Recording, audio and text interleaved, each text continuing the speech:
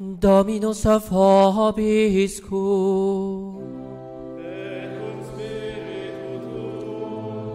Sequentia Sancti Evangelii secundum Matteo.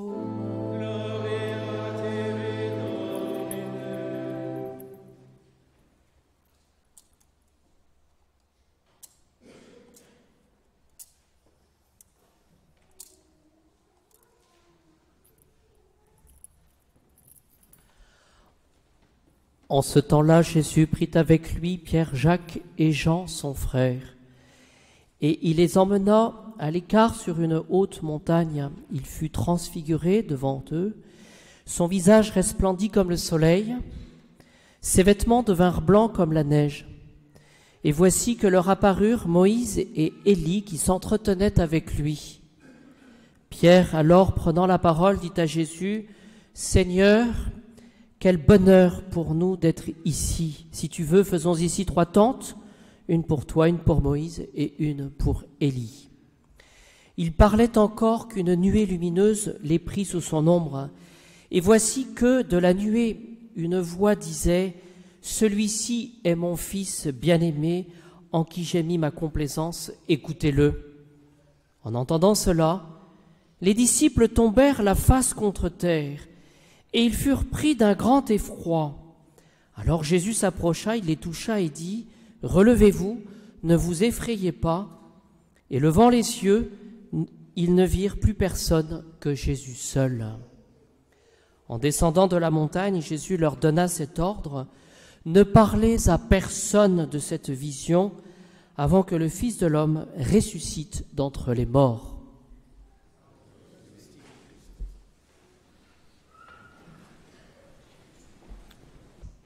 Au nom du Père, du Fils et du Saint-Esprit, ainsi soit-il.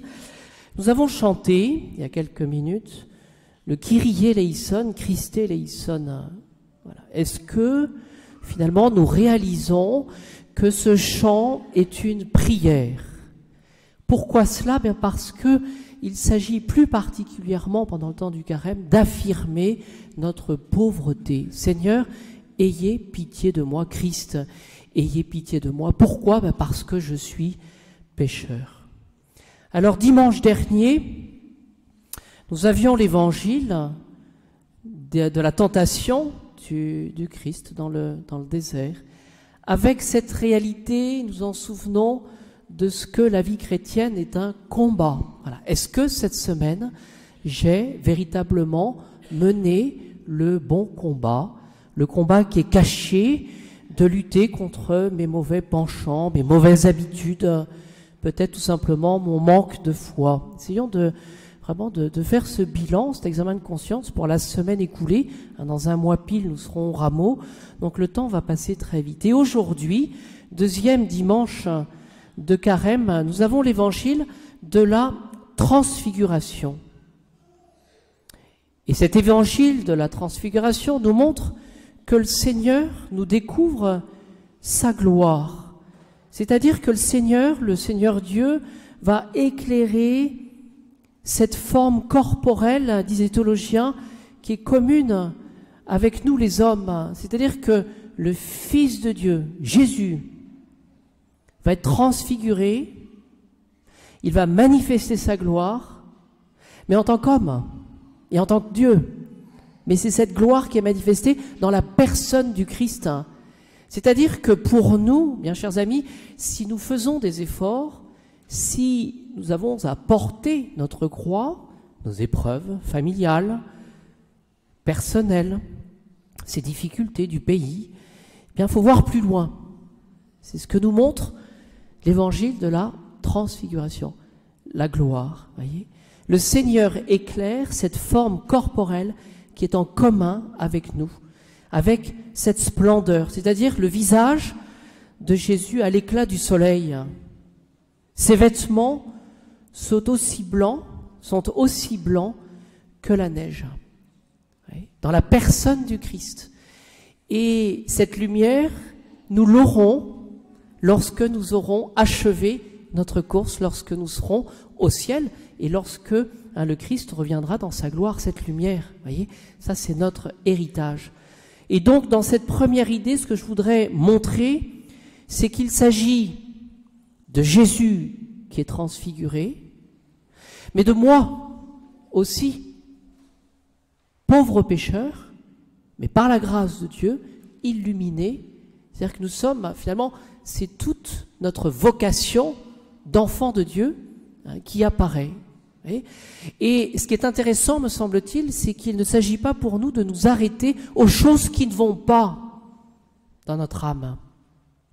Mes combats, mon péché, toutes ces attirances pour les choses qui ne sont pas belles. Donc il s'agit de Jésus et moi, il s'agit de Jésus et de nous les hommes.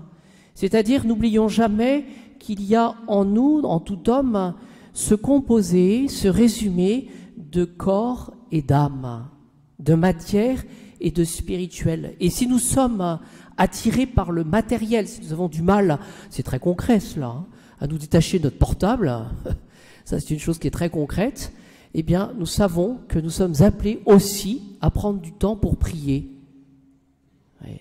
Et c'est ça qu'il faut retenir. Et donc le carême nous invite finalement à redonner, à essayer de redonner cette priorité au spirituel. Et concrètement, est-ce que je l'ai fait cette semaine, cette priorité au spirituel? Autre aspect des choses dans cet évangile, donc le visage de Jésus resplendit comme le soleil et ses vêtements sont aussi blancs que la neige.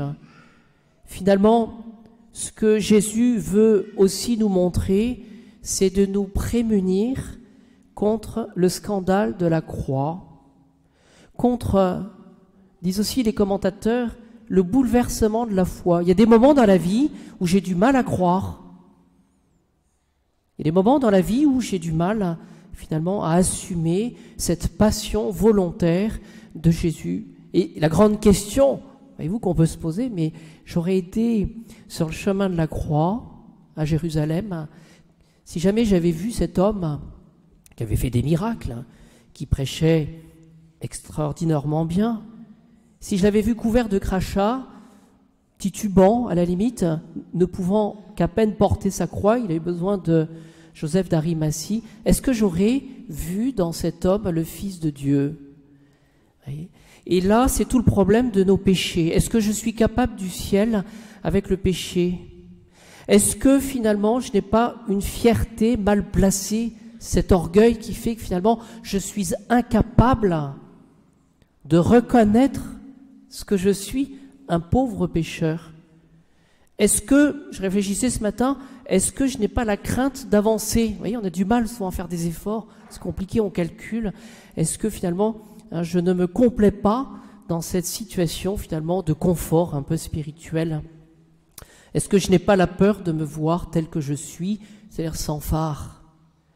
Et c'est tout le problème du mal, c'est tout le problème aussi de la désespérance, de manquer d'espérance, de ne pas voir plus loin. Et en réfléchissant, je me disais, vous voyez, ces situations concrètes que nous vivons, vous voyez, la passion de l'Église, voyez, on est scandalisé par tout ce qui peut se passer dans l'Église, par les hommes d'Église que nous sommes, d'ailleurs, entre parenthèses.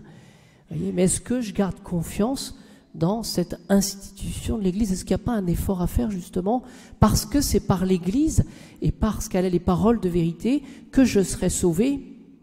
Je vous en parle parce que j'ai beaucoup de personnes qui viennent me voir en me disant « mais moi, de toute façon, finalement, je vis ma foi de manière personnelle.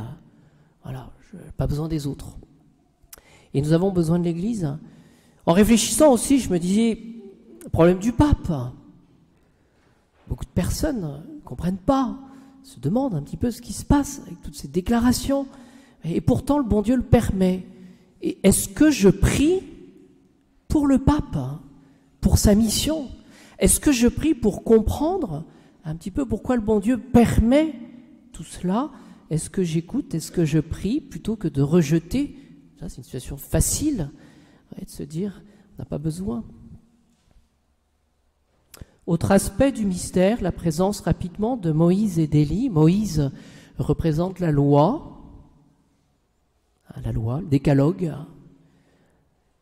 Et là encore, je pense qu'on peut réfléchir à des choses toutes simples, aux hommes que nous sommes, qui refusons le décalogue, c'est le béaba, c'est la loi naturelle. Il y a tous ces débats en ce moment sur l'euthanasie. Le bon Dieu devrait se fâcher avec tout ce qu'il voit. Mais de manière plus concrète, et ça peut être une résolution de carême, cela, tu ne mentiras pas. Voilà, essayons peut-être cette semaine, de manière tout à fait concrète, d'être dans le vrai. Alors souvent j'interroge les enfants quand ils me disent « Mon père, j'ai menti. Pourquoi tu mens ?» C'est quoi la réponse des enfants? Il y en a deux en général. J'ai peur de me faire gronder. C'est vrai ou c'est faux ça? J'ai peur de me faire gronder. Voilà. Et puis pour les plus grands, c'est je veux mener ma vie, moi, tranquille. Je n'ai pas besoin de dire tout ce que je fais avec à mes parents. Je suis tranquille. Voilà. Je ne veux pas assumer cette dépendance. Bien, vous voyez, être dans la vérité, c'est cela. Être vrai et avoir le courage d'assumer, c'est un manque de courage. Élie représente les prophètes et Élie est célèbre pour son opposition au roi Akaz et sa femme Jézabel qui adorait les faux dieux, et il symbole aussi de la prière. Eh bien, Élie peut être pour nous un modèle justement de la lutte contre le péché et contre le mal. Ma conclusion, celui-ci est mon fils bien-aimé en qui je trouve ma joie, écoutez-le. Eh bien, c'est le troisième témoin, Dieu le Père. Il y a Moïse, Élie, au sujet de Jésus, et Dieu le Père, c'est le troisième témoin. Celui-ci est mon fils bien-aimé. C'est-à-dire que Dieu va parler comme Père. Et nous trouvons la clé du carême, c'est d'essayer d'être un peu plus, un enfant de Dieu. C'est-à-dire d'avancer avec confiance, d'être généreux et de considérer le bon Dieu comme un Père qui nous aime et qui permet pour nous ce temps d'épreuve, ce temps d'effort pour grandir dans son amour. On a besoin tous d'un coup de marteau sur la tête pour réfléchir un petit peu et de nous retrouver face à nous-mêmes justement pour grandir et de se faire un peu moins d'illusions sur ce que nous sommes, de pauvres pécheurs, mais capables de l'amour de Dieu et appelés à être transfigurés nous aussi à la suite de Jésus.